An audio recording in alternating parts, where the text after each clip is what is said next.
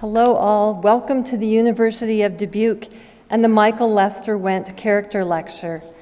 I'm Anna Lee Ward and I'm privileged to be the director of the Wendt Center for Character Education.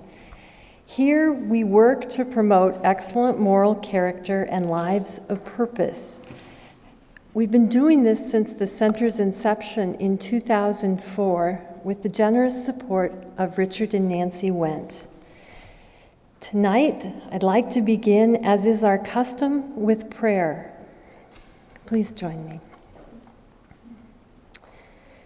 Creator God, in you we live and move and have our being. We give thanks for the abundance of creation and all good gifts which come from you.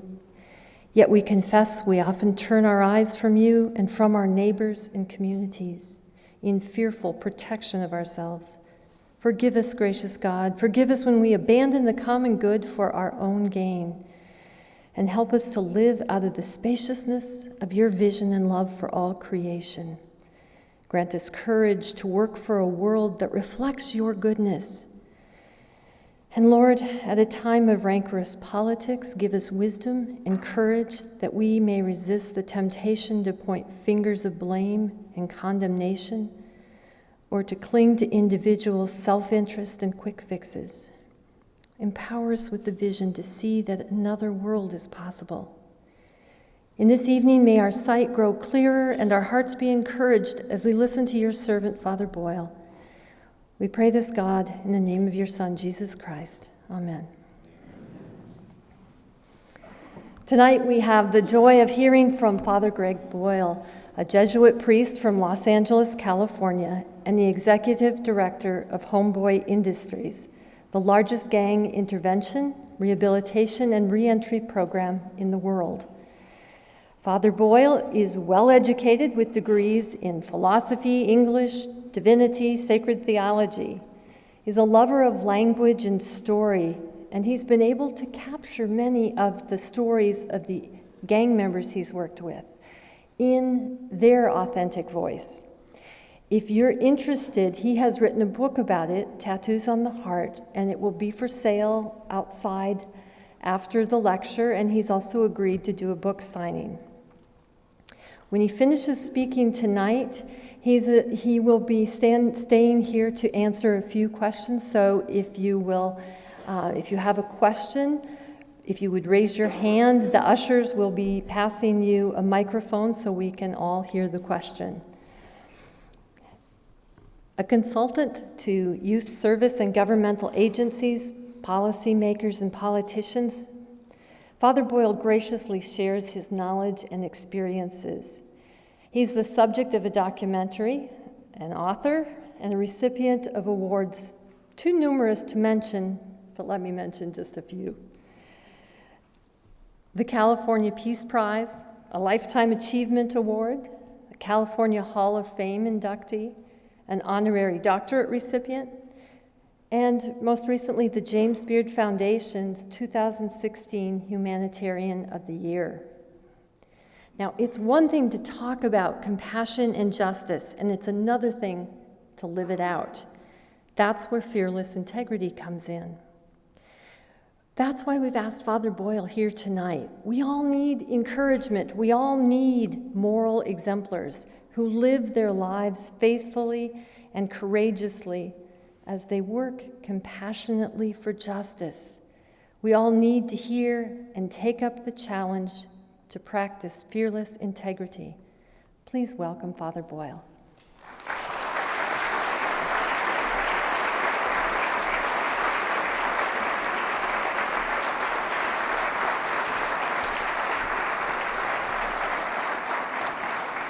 Thank you very much. It's a real privilege to be with all of you. This is my first time in Dubuque.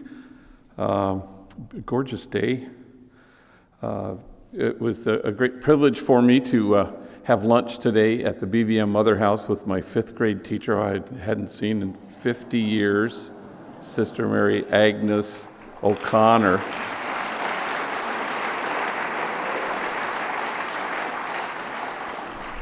I've changed a bit. She hadn't. She looked great.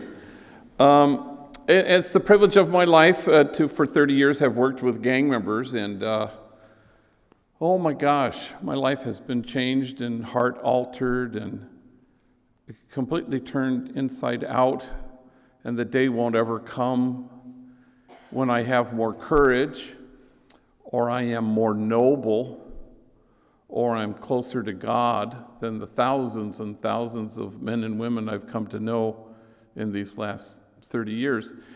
People like Luis Perez, who's kind of runs the place now. There's a core group of homies, gang members, who run Homeboy Industries, which allows me to come to Dubuque. And they all have various roles and stuff. Luis is the director of personal development, a gang member, tattooed, been to prison, was a heroin addict for a time. And now he has this huge responsibility at Homeboy Industries, been there for a number of years. But he also speaks occasionally, and I've heard him speak. He's a good speaker. We went out to dinner, and he was giving me tips on how to speak publicly.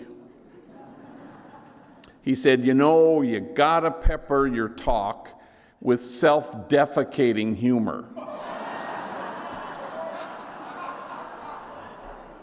I said, yeah, no shit. That's some good advice there.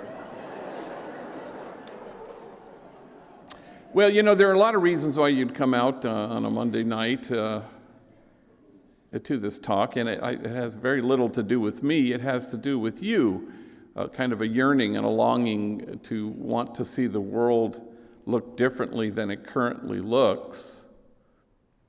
And so there's a vision that undergirds your presence here this evening. The prophet Habakkuk writes, "The vision still has its time, presses on to fulfillment, and it will not disappoint. And if it delays, wait for it."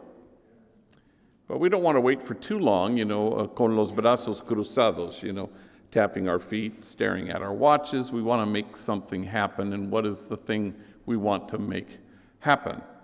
Mother Teresa diagnosed the world's ills correctly, I think, when she suggested that the problem in the world is that we've just forgotten that we belong to each other.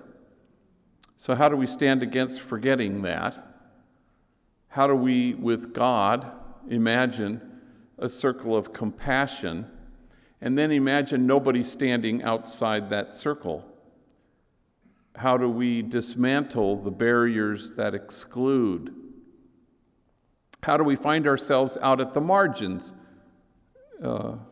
Because if you go out to the margins, here's what will happen. Look under your feet. You'll notice that the margins are getting erased because you chose to stand there. And you stand with the poor and the powerless and the voiceless. You stand with those whose dignity has been denied. And you stand with those whose burdens are more than they can bear. Every once in a while, you'll have this extraordinary privilege to be able to stand with the easily despised and the readily left out, with the demonized so that the demonizing will stop, and with the disposable so that the day will come when we stop throwing people away. And so what we hope to do, of course, is to create a community of kinship such that God, in fact, might recognize it. Because no kinship, no peace. No kinship, no justice. No kinship, no equality. No matter how singularly focused we may well be on these worthy goals, they actually can't happen unless there's some undergirding sense that we belong to each other, that we're connected, and that there is kinship there. And so you stand at the margins and you brace yourselves because people will accuse you of wasting your time. But the prophet Jeremiah says, "In this place of which you say it is a waste, there will be heard again the voice of mirth and the voice of gladness, the voices of those who sing." And our common task, really, as people of integrity, is to make those voices heard. A lot of it has to do with what kind of God you have. My spiritual director said to me once, he goes, we need a better God than the one we have. And I think that's exactly right.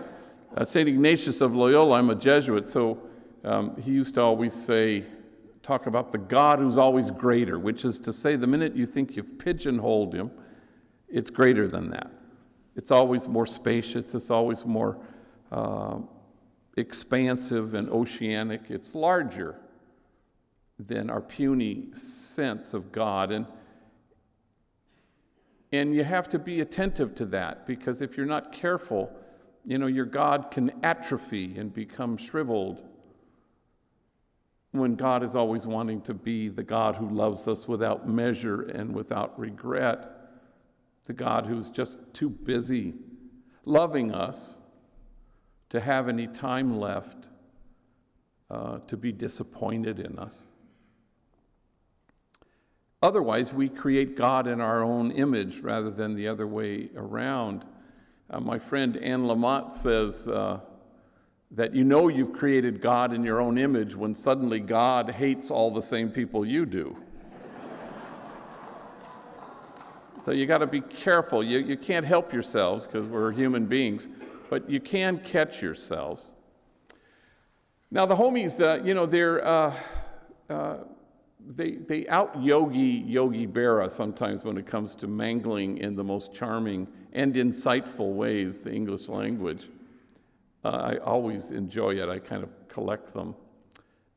Once I had a homegirl named Lisa who was introducing her man to me at the end of the day. She was a trainee at Homeboy Industries, and so she brings him in. He came to pick her up, and she says, "This is my sufficient other." I said, "Well, no doubt." Lately I've had a CEO who's come in to take over running. Homeboy is an $18 million annual operation, and I'm so relieved to have handed this over to this guy named Tom, who has to worry about cash flow and budgets, and I don't, which is nice after 30 years. So it's nice to have him in charge. And I had a homie in my office, one of the trainees, and he said, "Damn, G, my lady, she is in a bad mood today." I said, "Why?" "Well, she's beginning her administration period." I said, "Well, I've just finished mine, so kind of know what she's going through." But my favorite one that has to do with God has to do with time I was celebrating the Eucharist at San Fernando Juvenile Hall. We have 3 juvenile halls in Los Angeles County. And there I was in this cavernous gym, about 500 kids, mainly gang members, sitting on folding chairs in the gym. And when you preside, sometimes you want to hear the word proclaimed along with everybody else rather than follow along on the sheet. So they have this sheet. It was resting on my lap, English and Spanish of the readings. I thought, well, I'm going to close my eyes and listen to the readings. And a homie got up, and he was reading, I think, from Psalm 138. And with kind of an overabundance of confidence, he says, "The Lord is exhausted." And I go, "What the hell?" And I look at the sheet, and it says, "The Lord is exalted." And I remember thinking at the time, wow, that's way better. Yeah, I'd rather spend eternity with a God who is exhausted than with one who has some need to be exalted. I know if I was God and created God in my own image, I would want to be exalted. But you all have the experience of being tired and somebody saying, "How do you feel?" "Oh, I'm pooped." But it's a good tired. Yeah, I had the grandkids with me the whole weekend. Or, I helped a friend move into an apartment. It's a good tired. It's the good tired of extending yourself to another, putting somebody before yourself. It's the good tired of cherishing the other. That is a better God than the one we have. So the homies have taught me everything there is to know about kinship and connection. It's funny, in service, there's a distance there. And it's funny, that's where we start mainly at service, but you can't ever end at service. Because service is the hallway that gets you to the ballroom. And the ballroom is the place of connection and relationship, the place of exquisite mutuality and connection. That's where you want to be. Service is a good place to start. At Homeboy Industries, I'm not the great healer, and that gang member over there is in need of my exquisite healing. The truth be told, we're all a cry for help. We're all in need of healing. It's in fact one of those things that joins us together as members of the human family. One of the great privileges of my life was knowing Cesar Chavez as a friend, and he was just the best listener I've ever met in my whole life. If you were talking to Cesar, nobody else existed. It was this laser beam focus. He was never looking over your shoulder to see if someone more important was on the approach. But once famously, a reporter had commented to him and said, "Wow, these farm workers, they sure love you." And Cesar just shrugged and smiled and said, "The feeling's mutual," which of course it is. That's where you want to arrive, to this place of humble receiving. Somebody in Houston once, working with gang members on the street, says, "How do you reach them?" And I say, "Well, for starters, stop trying to reach them. Can you be reached by them?" I think that's the only question that matters. Because once you receive people, once you value people, folks on the margins start to feel themselves to be valuable. Once you allow yourself to be reached by them, suddenly they inhabit their own goodness and sovereignty, and for the first time they feel noble. And the homies have taught me that even the distance in service between service provider, service recipient needs to be bridged, so there is no daylight that separates us. No homie found more job opportunities at Homeboy Industries than this guy we all called Dreamer. I knew him since he was a little mocosito growing up in the housing projects. He was got into a gang, and brothers were in a gang. Very smart, intelligent kid, though I don't remember that school ever figured in too much, and always had this dangerous sense of humor, which I always appreciated. He's in his 40s now, but in his and doing well, but in his 20s, he was kind of a yo-yo, in and out of being locked up, and he'd come to my office, and I'd find him a job in the private sector, or maybe in one of our 7 social enterprises, but then he'd always gravitate back to vague criminality, usually something involving drugs, the sale of or the use of, and then he'd wander back to me. And so this went on for quite some time. And then this one time he finished a 4-month stretch at county jail, a probation violation, and there he is sitting in front of my desk, and he says what gang members often say, "This time it'll be different." I go, all right. So with him sitting there, I call a friend of mine named Gary, who owns a vending machine company in Alhambra, California, and he had hired homies in the past, so I'm hoping against hope maybe he'll do it again. And sure enough, Gary says, "Yeah." I tell him he can start tomorrow. That's a holy man right there. So Dreamer began work the next day at the vending machine company.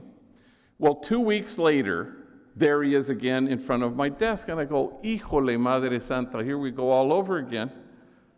But this time he reaches into his pocket and he pulls out his very first paycheck from the vending machine company. And he says, "Damn, G, this paycheck makes me feel proper. I mean, my mom, she's proud of me. And my kids, they're not ashamed of me.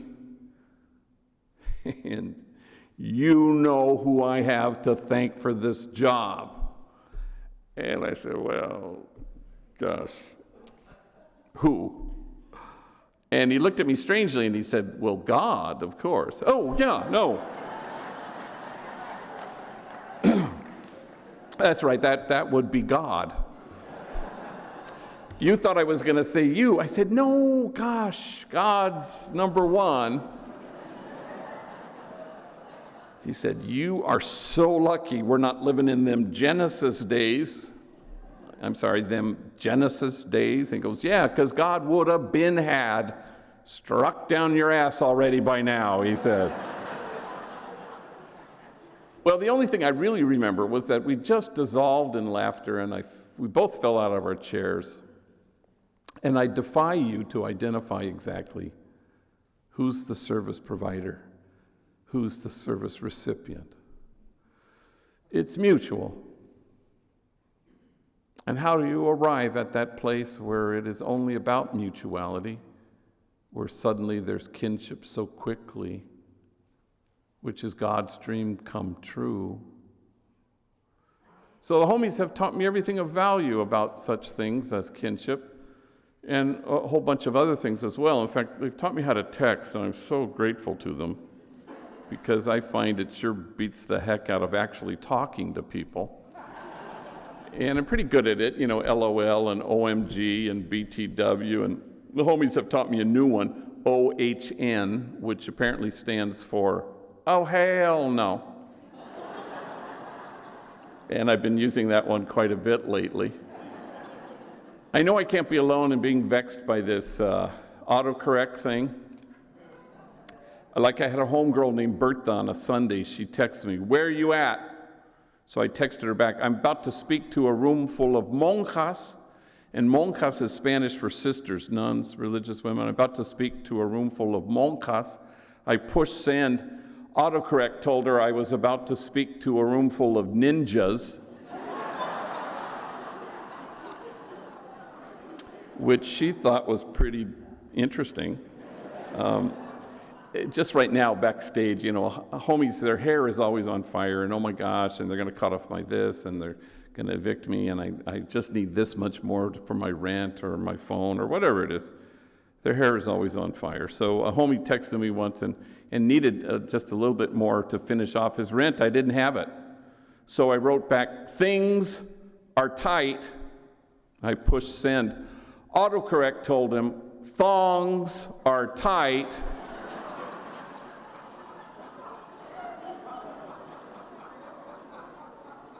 He wrote back, sorry to hear that.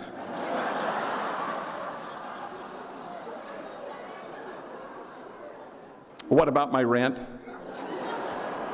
So there I am with two homies, older vatos, Manuel and Poncho, and they do a variety of things at Homeboy Industries. And so they're going to help me give a talk at a high school in Palm Desert, about 2 hours from LA. So Manuel's in the front seat, Poncho's in the back. And so we're driving. We're 15 minutes on the road when Manuel gets an incoming. And he reads the text to himself and he chuckles. And I say, well, what is it? He goes, oh, it's dumb. It's from Snoopy back at the office. Well, I'd just seen Snoopy. Snoopy greeted me with a big abrazo as the day was beginning. Snoopy and Manuel work together in the clock-in room where they clock in hundreds and hundreds and hundreds of our workers, all gang members. It's a tough job. I would not want to have that job because this may come as a surprise. Gang members can occasionally be attitudinal. So I said, well, what's he say? And he goes, oh, it's dumb. Hang on. Let me see. Hey, dog, it's me, Snoops. Yeah, they got my ass locked up at county jail. They're charging me with being the ugliest vato in America. You have to come down right now, show them they got the wrong guy. Well, I nearly drove into oncoming traffic, and we laughed so damn hard, the three of us. And then I realized that Manuel and Snoopy are enemies. They're from rival gangs. They used to shoot bullets at each other, because I remember. Now they shoot text messages. And there's a word for that, and the word is kinship. How do we obliterate once and for all the illusion that we are separate, that there is an us and a them? I suspect that if kinship happened to be our goal, we would no longer be promoting justice. We'd be celebrating it. For there's an idea that's taken root in the world and is at the root of all that's wrong with it, and the idea would be this: that there just might be lives out there that matter less than other lives. How do we stand against that idea? So Homeboy Industries was born a long time ago, 1988 to be exact, during the time I was pastor of the poorest parish in the city of Los Angeles, Dolores Mission. And Dolores Mission was nestled in the middle of two public housing projects, Pico Gardens and Aliso Village, the largest grouping of public housing west of the Mississippi. And it was nice today to actually see the Mississippi, which I hadn't seen before.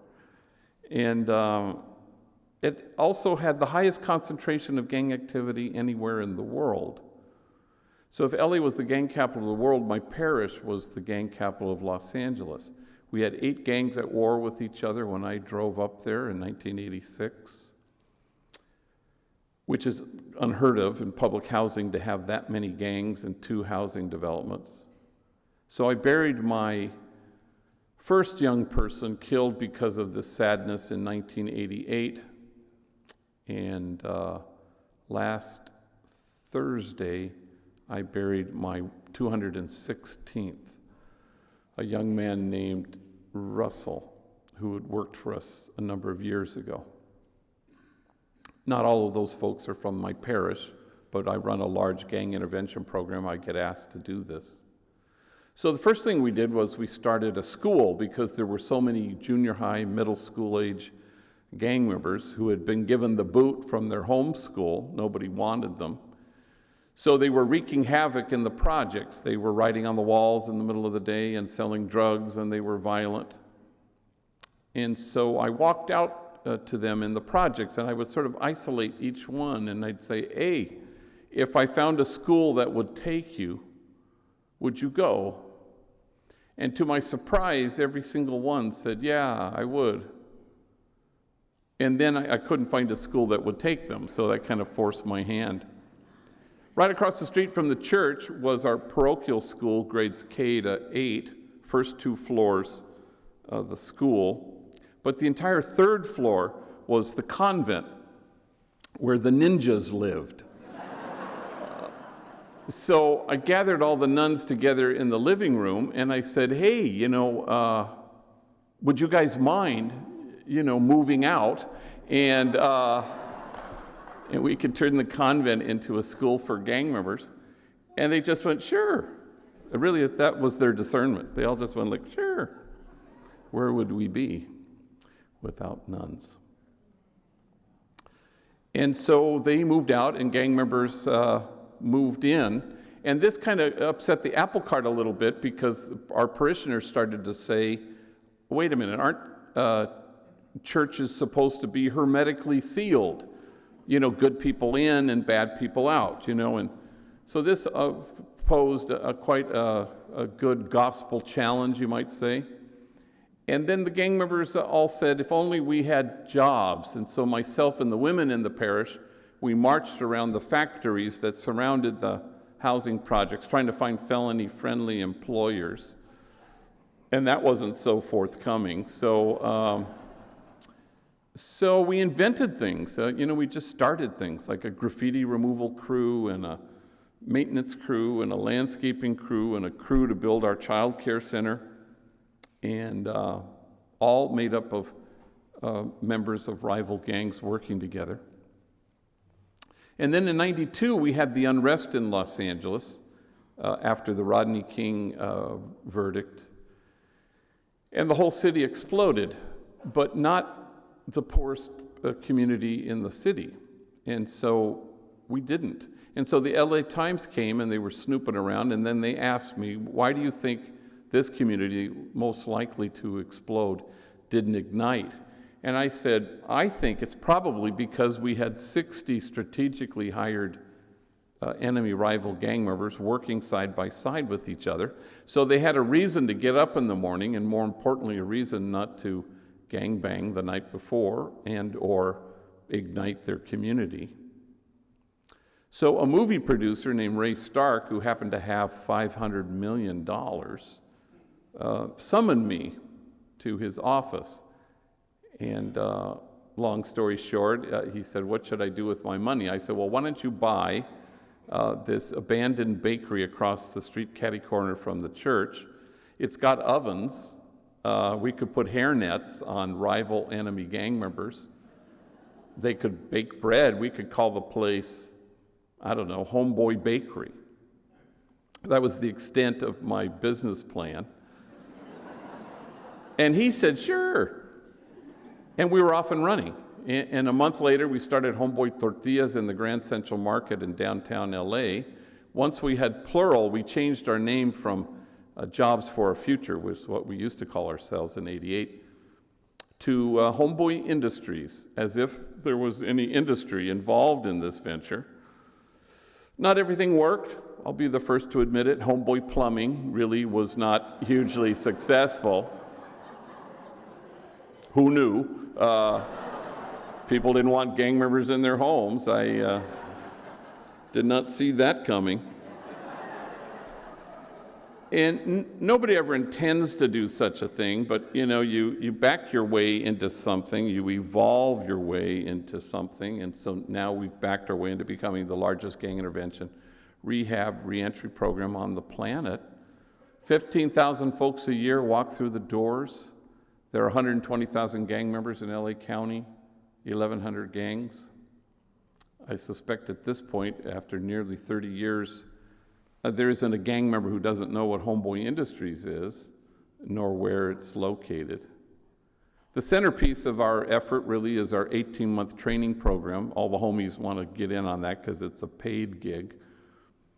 And we have a process to get in it. Once you're in it, you have a lot of curricular offerings from anger management and parenting and GED, and we still have a school and all sorts of 12-step programs, NAAA, and CGA, Criminals and Gangs Anonymous, for those who are addicted to that lifestyle.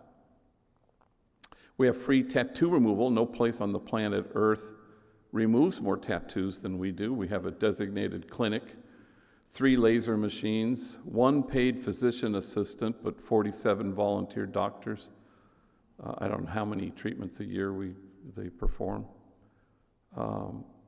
So if any of you are starting to regret that Spartan tattoo you have, see me afterwards. No questions asked. And it was all started because of a guy named Frank who wandered into my office 2 days out of a Corcoran State Prison. I didn't know him. I'd never met him. And he's sitting in front of my desk and tattooed on his forehead like a damn billboard, filling the entire space, and pardon my French, it says, "Fuck the world." And Frank looks at me and he says, I am having a hard time finding a job.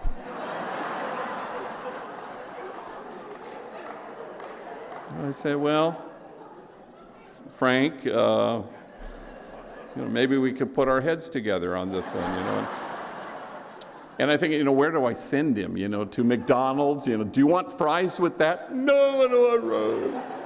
Mothers clutching their kids, running out of the store. So naturally, I hired him, and he bagged bread for 2 years, and I went looking for a doctor with a laser machine, and I found one at White Memorial Hospital in Boyle Heights, and he donated 1 hour a month to chip away on Frank's forehead and a few others, and before too long, I had a waiting list of 3,000 gang members who wanted this same treatment, and so we couldn't really stay with that arrangement anymore. And Parentheses, Frank is currently a security guard at a movie studio in Hollywood, and there is no trace left of the angriest, dumbest thing he had ever done.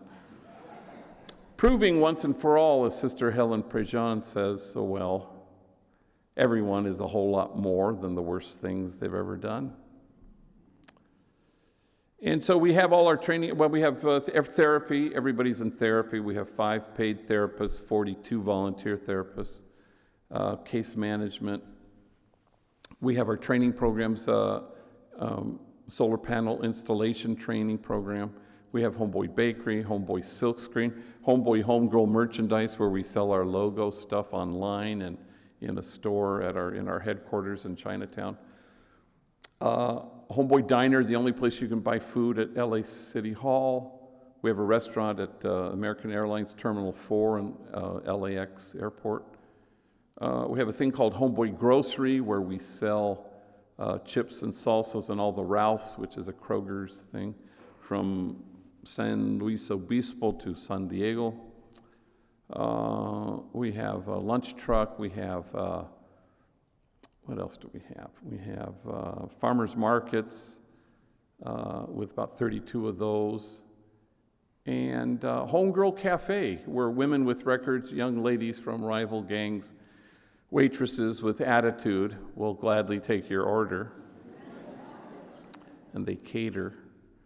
Homegirl Cafe is kind of a famous place. It's a who's who. You're always going to run into somebody, an elected official or a movie star.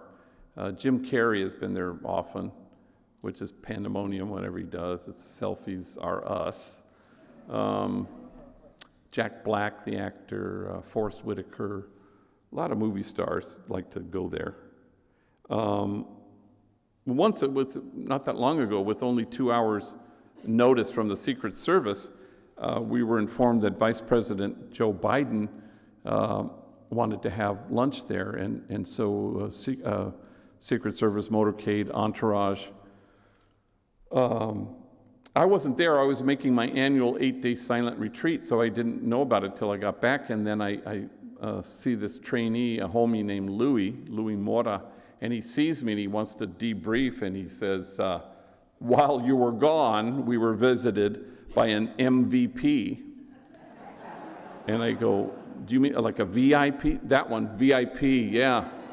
Damn, gee, imagine here at Homeboy Industries, we were visited by the Vice President of the United States, Mitt Romney.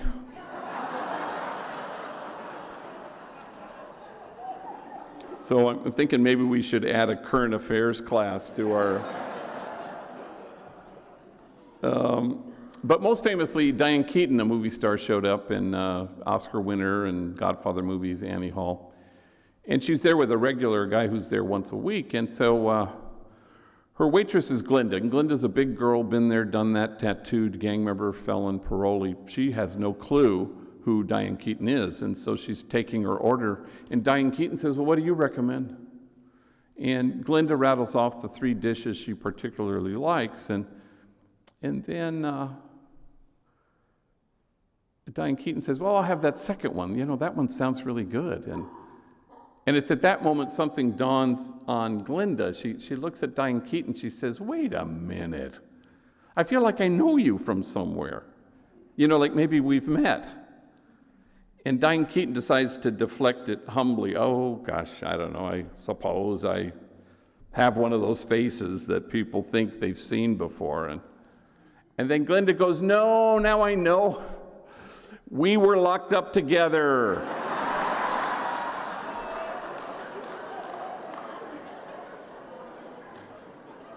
Oh, yeah, that just took my breath away. And I don't believe we've had any further Diane Keaton sightings now that I think of it. But suddenly, kinship so quickly, Oscar-winning actress, attitudinal waitress, exactly what God had in mind. And what does God have in mind? We need go no further than to hear Jesus speaking to the gathered, that you may be one. I suppose he could have been more self-referential, but he thinks it's about us. about our union, or about our exquisite mutuality. He thinks it's about our kinship. That's God's dream come true. All of us are called to be what the late, great Alice Miller, the child psychologist, called enlightened witnesses, people who, through your kindness and tenderness and focused, attentive love, return people to themselves. You don't hold the bar up and ask people to measure up. We're kind of allergic to that at Homeboy Industries. We'd much rather just show up and hold the mirror up and tell people the truth, knowing that your truth is my truth, and my truth is a gang member's truth, and it all happens to be the same truth. And here's the truth. You are exactly what God had in mind when God made you. And then you watch folks on the margins as they become that truth, as they inhabit that truth, and no bullet can pierce it. No 4 prison walls can keep it out. And death can't touch it because it's huge. But at Homeboy, we all know what the task at hand is: to dismantle the messages of shame and disgrace that get in the way, that keep people from seeing their truth.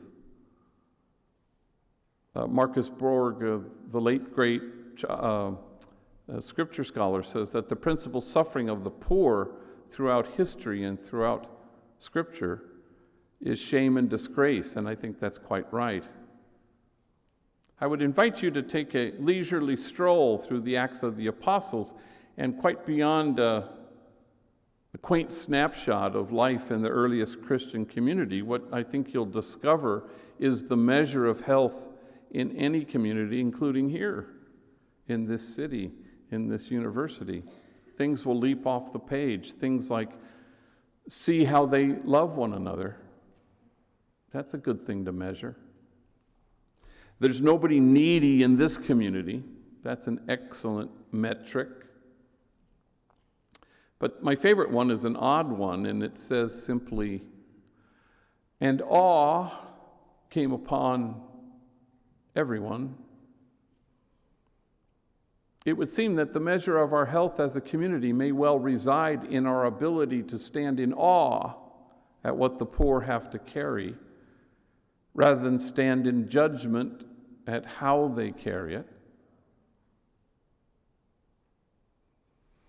So some years ago, I was invited to speak to 600 social workers in Richmond, Virginia, and I guess I didn't read the not-so-fine print so carefully, and I knew it was an all-day conference, 9 to 5, a gang in service for these social workers. And I figured, well, maybe I'm invited to do the keynote, open the thing, or a lunchtime speaker, or end the thing. And so as I was getting closer to the date, I pull the letter out, and to my horror, I discover that it is a gang in service from 9 to 5, but I am to be the only speaker the entire day. So I quickly invite 2 homies who work there, Andre and Jose, and I sit them down, both trainees, and I said, look, you're flying with me to Richmond, Virginia. I'd like you to get up and tell your stories.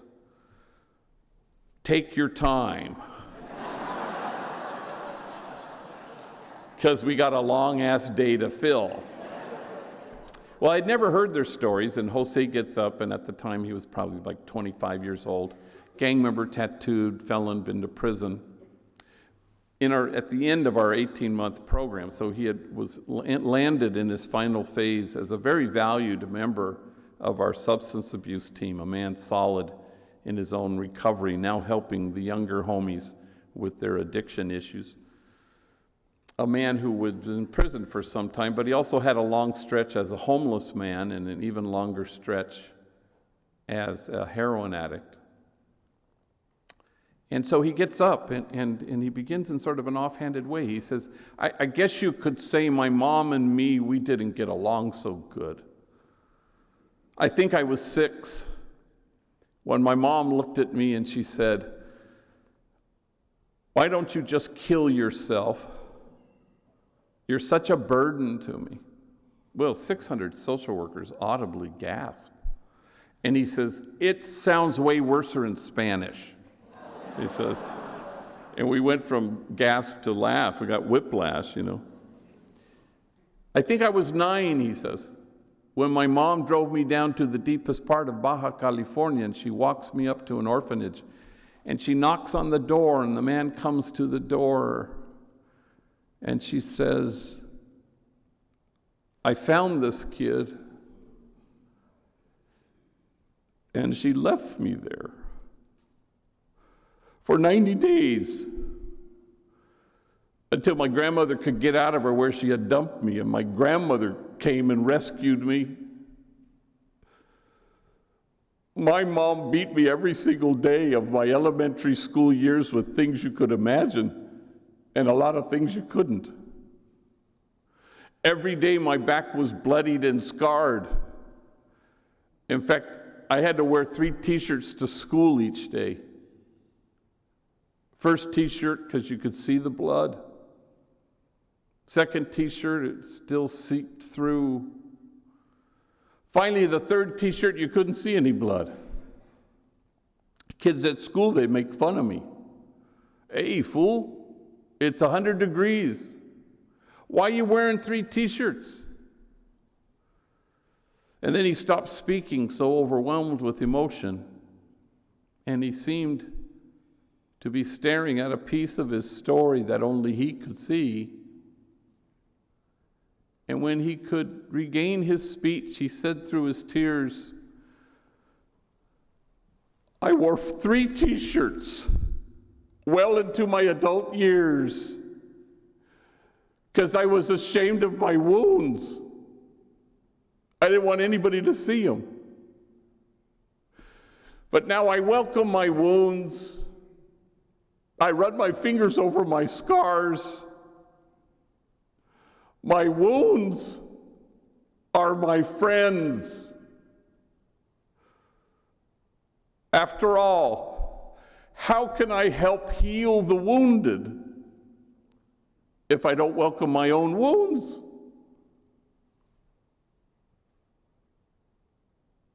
And awe came upon everyone. The measure of our compassion lies not in our service of those on the margins, but only in our willingness to see ourselves in kinship with them. For the truth of the matter is this: if we don't welcome our own wounds, we will be tempted to despise the wounded.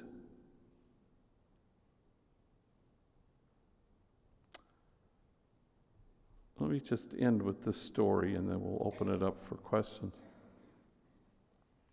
The story of kind of is situated in something that happened before it.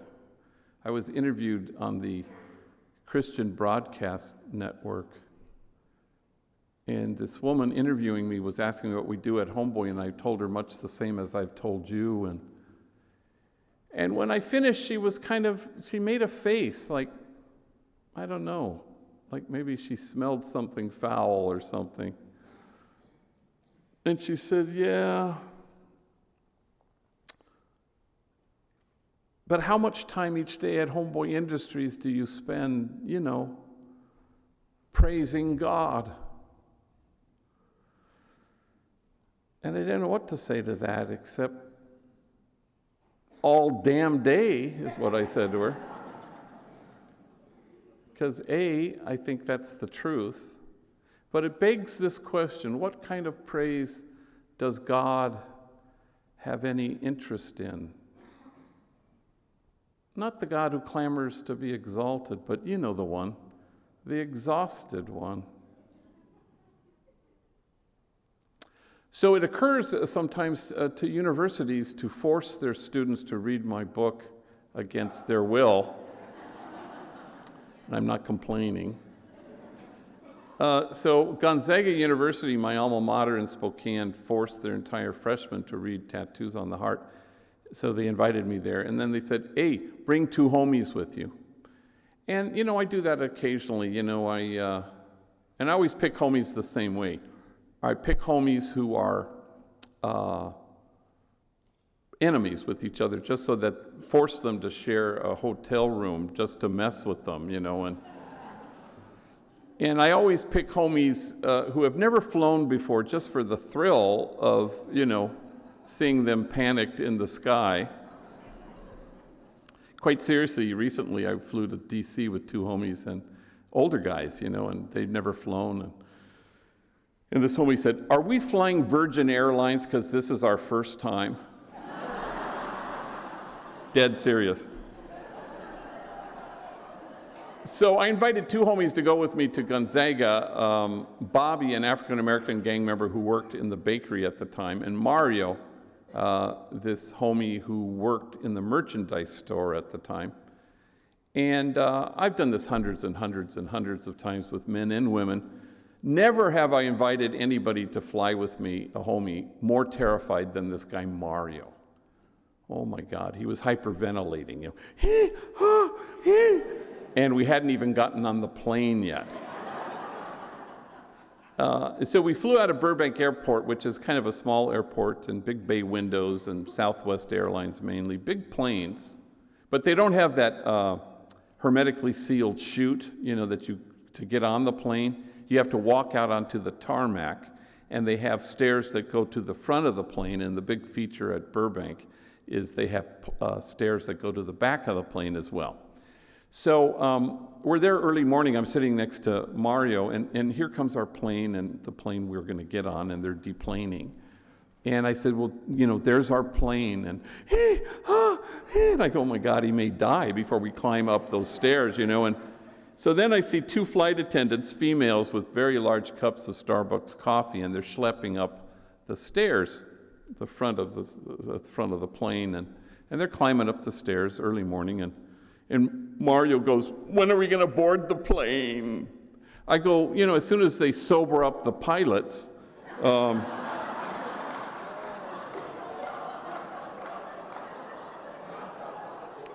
There they go now. All right, maybe I shouldn't have said that, but I should tell you that Mario is probably the most tattooed individual who has ever worked at Homeboy Industries, and trust me, that's saying a lot.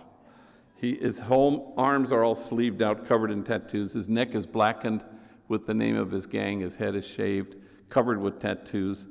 Forehead, cheeks, chin, all but kind of a circle here. Everything tattoos.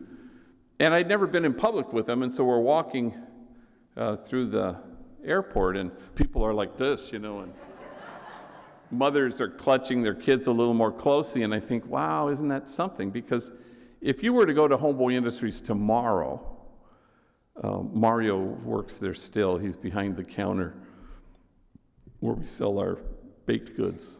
If you went to Homeboy tomorrow and asked anybody, who's the kindest, most gentle soul who works here at Homeboy, they won't say me. They'll all say, oh, Mario, yeah. He's so tender, he's so kind.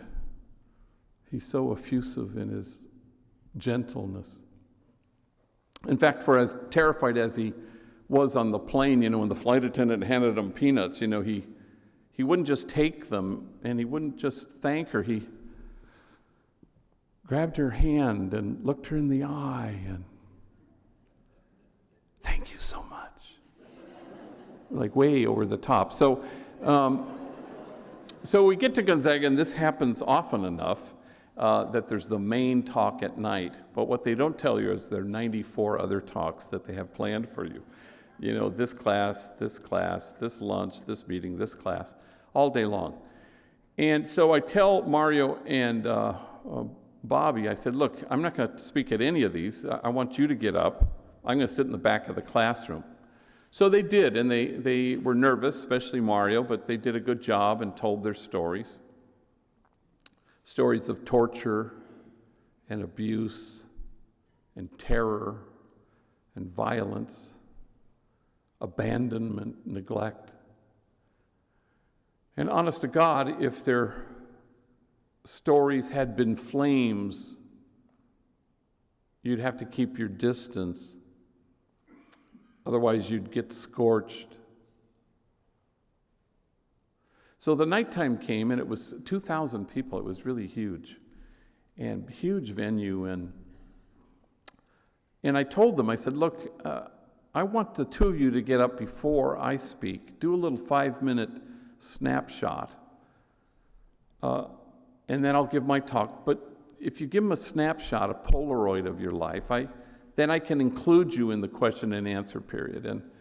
And they were terrified, especially Mario, but they did a good job. So I did my 45 minutes. And then I opened it up. Yes, ma'am. And a woman stands and she goes, yeah, I got a question. And it's for Mario. First question out of the gate is for Mario. Well, Mario and Bobby are standing next to me, and Mario moves in front of the podium and he clutches the microphone. Yes. And he's just terrified. And the woman says, well, you say you're a father and you have a daughter and a son, and they're both about to enter their teenage years. What wisdom do you impart to them?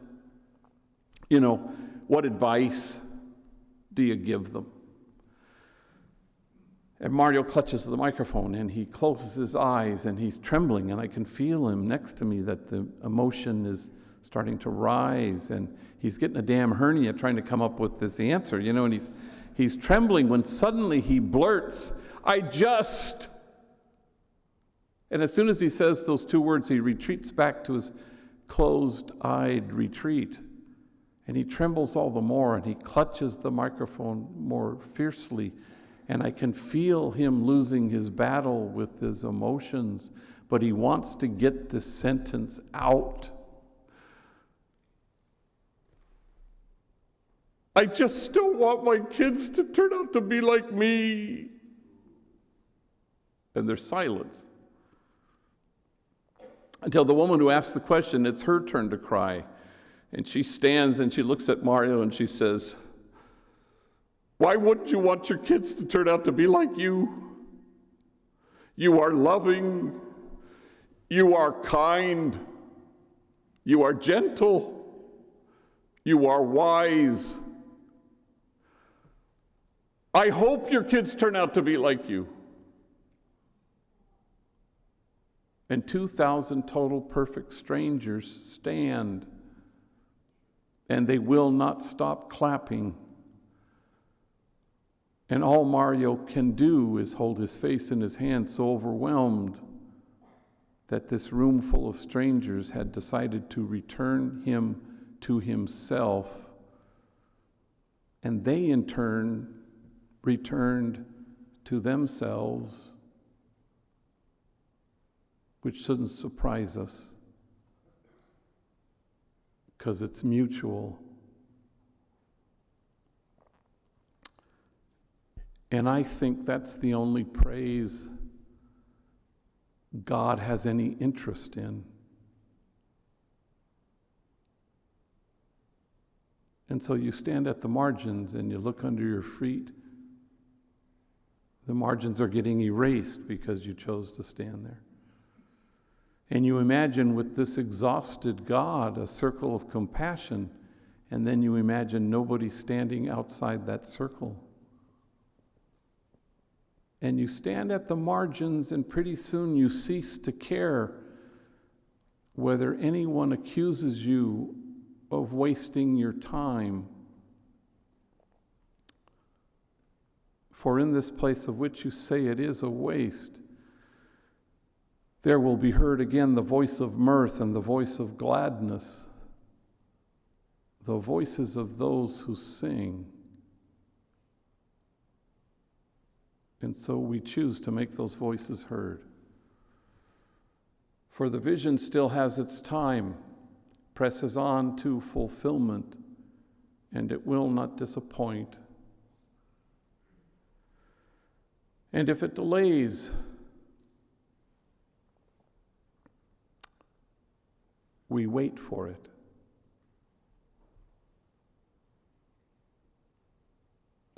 Thank you very much.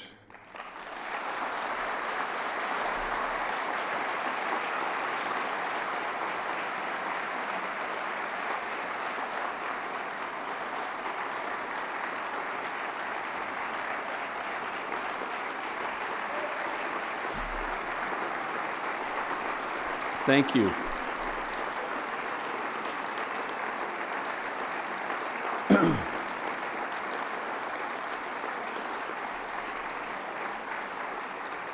Thanks. We're going to do a little Q&A, and it won't be too painful, and it won't be forever. And I'll go like this, and you ask your question, and I'll give you an answer. I guess they have microphones. Otherwise, you can just yell it out like that last story I told you, where there were 2,000 people. Yes, go ahead. Just yell it out. I'll repeat it. In the situation that you're in, with the gangs being so prevalent, do you address the gang members, gang leaders? How do you get them away from the gangs long enough to share with you?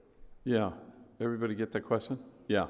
So I learned a lot in 30 years, and so in the early days, I worked with gangs, truces, ceasefires, peace treaties. And I always tell people, reporters mainly, I don't regret that I did any of that, and I'd never do it again.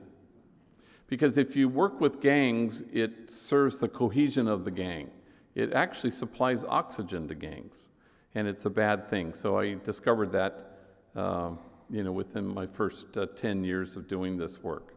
So at Homeboy, everybody says, and even the homies say it, at Homeboy, we don't work with gangs. We work with gang members. And because it's gang violence is about something else. Somebody once criticized me and said, how can you, a priest, be against peacemaking? And I said, well, because I'm old-fashioned, I think peacemaking requires conflict. And gang violence, there is no conflict at all. There's violence, but there's no conflict. It's not about anything. It's not the Middle East or Northern Ireland where you sit the sides down and work out their difficulties.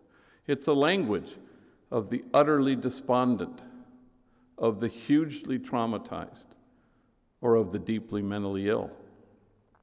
And because it's a language of those three groupings and profiles of kids who join gangs and those who are in gangs, then I think it is healthier for a society to infuse hope to kids for whom hope is foreign, and to help heal the traumatized who can't see their way clear to transform their pain, so they just keep transmitting it, and to deliver mental health services in a timely and culturally appropriate way. That will do far more than sitting sides down and treating gangs like they're nation states. So you learn stuff, In the early days, our motto was nothing stops a bullet like a job, and people still like that motto, and people introduce me often enough with it. We have a t-shirt that says that on the back. But it's old and creaky, because what Homeboy now is, 30 years into it, is a community of tenderness where healing happens. And we kind of reverse cherry pick when we pick folks to come into our training program. We want the belligerent and the hard-headed. We want the folks who were violent and serious offending gang members, because they need to be healed. They need to find healing. And that has a singular impact on public safety. If those folks can find healing at a place like Homeboy, I guarantee you something. They won't ever reoffend. They won't ever go back to prison. Now, you couldn't say that about an educated inmate or an employed one. But you can say that about somebody who's healed, who is resilient, who has re-identified who they are in the world and moved beyond the mind they had and the old version of that person. Good question. Yes, sir. Do you work to deal with the families of the people that you're working with? Yeah, so keep in mind that we're an intervention program. The question is about working with families. And so by the time a gang member comes to us, there's kind of no there there. You know, they've burned their bridges. They've been have a kind of a torturous relationship with their family. It's a little bit like some people will ask me, well, what are you doing about prevention at Homeboy Industries? And I always have the same answer. I go, nothing. What are you doing about prevention, you know? And I don't mean to be facetious. It's just that we're decidedly an intervention program. So ages 14 and above, kids who have regrettably gotten into a gang, now what do you do with them? But prevention programs in a community are something altogether different. You know, it's how do you infuse hope? How do you keep them occupied? How do you have enough loving, caring adults who show up and pay attention in their life? That's what you want. And that's what a prevention program does. But we also help them become families, you know, and be parents. That's a key thing, you know. One of our classes every Friday at 9:30 is a thing called Baby and Me. And the homies and homegirls bring their toddlers to work every Friday. And it's really a pandemonium. And so they gather in this upstairs huge classroom. And if you walk in there, there's like 80 bodies. And there are homies on the floor playing with their kids. And there's clay and watercolors and food and singing and dancing. And there's a huge multicolored parachute that they have on the floor. And everybody grabs a side and they put a kid in the middle and they do this, you know, which can't be safe. But, and everybody sings good morning to you when somebody walks in, you know. So there was a homie right out of prison, a couple days out of prison, who just started with us. Everybody called him Big Mike, huge guy. And he wanders into this class and sees the pandemonium and the dancing and the singing and the homies on the floor with their toddlers. And he goes to Teresa, one of our counselors there, who runs the program, and says, "Can I sign up for this class?" And she goes, "Sure," and she starts to take his name. "Do you have to have a kid to be in it?" You know, which of course is kind of the idea, you know. But I have no doubt at all that Big Mike was at one point in his life a child. But I have my doubts whether Mike ever had a childhood. So you can tell when you walk in there that something vicarious is happening, that they're reclaiming something that had been denied them. And consequently, they'll be good parents, and they'll know how to do the thing about which they have no guideposts whatsoever. I'm sorry, I'm short-circuiting. There you go.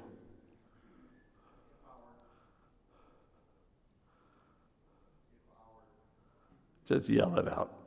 If our social, political, and religious groups posture ourselves against other social, religious, and political groups, aren't we acting like gangs? You mean like religions against other groups? Against other religions? We say the word other. Yeah, we want to kind of work against the sense of other. There is no us and them, and we're human beings, and we can't help ourselves. We draw lines, and we compete, and we compare, and we certainly don't want to do that. The more we can bridge any kind of gulf that separates us, it's never okay, you know, but part of the thing is trying to notice it, you know. Jesus took 4 things seriously, only 4. You won't be able to find 5, 6, or 7, but they're huge things. They're only 4. Inclusion, nonviolence, compassionate, loving kindness, and acceptance. If we take those 4 things seriously, then we've chosen to take seriously what Jesus took seriously. And it will call into question any moment when we've set out the other in front of us. You know, Homeboy has gone through this great evolution. You know, in the first 10 years were death threats, bomb threats, hate mail. There was so much hostility towards Homeboy because if you've demonized this population, then it's a short hop to demonize me for helping them or demonize the place for being a place that helps them. And the most important thing to know that Jesus knew was that demonizing is always untrue. It's always an untruth. So when we demonize the other, even in this political climate in which we find ourselves, it's always untruth. As long as that's something you can take to the bank. There are no exceptions to that. There are no demons. Desmond Tutu always says that there are monstrous acts out there, but there are no monsters. And that's the truth. But it's such a good guidepost that the minute we start to demonize the other side, we know we've wandered into untruth. So we have to keep that at bay. I want to tell you a story kind of relative to that, in the sense that our lives are always offering us a moment to kind of bridge the distance. This is what integrity is, to be somehow open to this effort to find kinship at every moment, that there is no other. I am the other you, and you are the other me, as they say. So there was a homie named Danny, and maybe I'll end with this because I don't want to overstay my welcome. There's a homie named Danny who I first met him when he was 13, and he was famous because he was a knucklehead, hard-headed gang member, but he came up to me once and he said, like a vow, I promise I will never step foot in Homeboy Industries, And I knew him in the streets. I knew him when I would ride my bike in the projects. I would see him kicking it with his homies. And so I knew him at juvenile hall, and then I knew him at probation detention camp, and then I knew him at the youth authority facility. Finally, at 18, he went to prison for 2 years. And in recovery, they say it takes what it takes. For a gang member, it can be the death of a friend, the birth of a son, a long stretch in prison.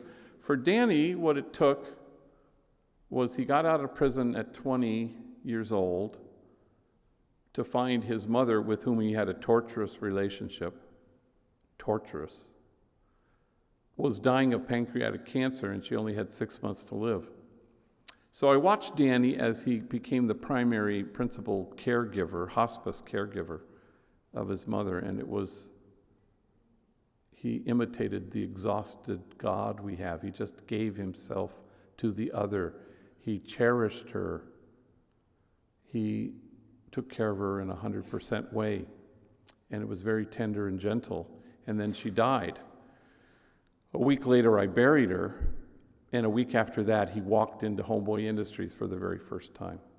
He was 21 years old at that point. And I watched him as he worked side by side with his enemies, rivals who I knew he used to shoot at, and they knew that he did. And he laughed with them, and he joked with them, and he went to school and finished his high school diploma and was taking a class at a local community college. One day he comes into my office and he says with great dramatic intro, he says, "What happened to me yesterday has never happened to me in my life." He says that he was on the train right across from Homeboy is the Gold Line stop, Chinatown stop, a packed train, but he finds a seat. Standing right in front of him, holding onto a pole, is what he says was a medio pedo guy, which means he's a little bit drunk. And he's a homie. He has some tattoos on his hands. He's an older guy. I don't know who he is. And he's hanging onto the pole. And Danny's sitting there, and he has a huge sweatshirt on that says Homeboy Industries, jobs, not jails, with our logo. And the little bit drunk guy says, "Hey, you work there?" And Danny doesn't know whether to engage him really, but he sort of nods. "Is it any good?" And Danny doesn't know what to say. He shrugs and he says, "Well, it's helped me. In fact, I don't think I'm going to go back to prison because of this place." And then Danny stands and he fishes into his pocket a piece of paper and he finds a pen in the other one, and he writes on this piece of paper the address at Homeboy Industries. And as he's telling me the story, he says, "I couldn't believe I knew it by heart." So he writes it on the piece of paper and he hands it to the little bit drunk guy. And he looks at him and he says, "Come see us. We'll help you." And the guy studies the piece of paper and says, "Thank you." Well, the train stops, and the guy hanging on the pole gets off, and Danny sits, and then he starts to tremble, and he starts to get emotional, and he says, "What happened to me next has never happened to me in my life. Everyone on the train was looking at me. Everyone on the train was nodding at me. Everyone on the train was smiling at me." And then he can barely speak at all. "And for the first time in my life, I felt admired."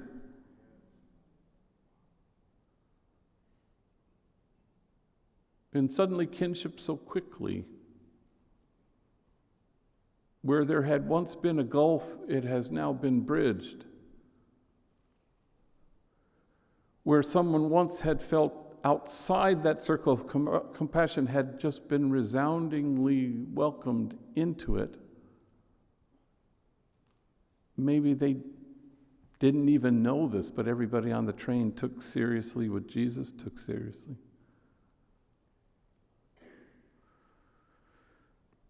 And all of us are called to be the delivery system of hope. The poet writes, "Hope is the thing with feathers that perches in the soul, that sings the song without the words and never stops at all." All of us are called to sing the song without the words and to never stop at all. Thank you all very much.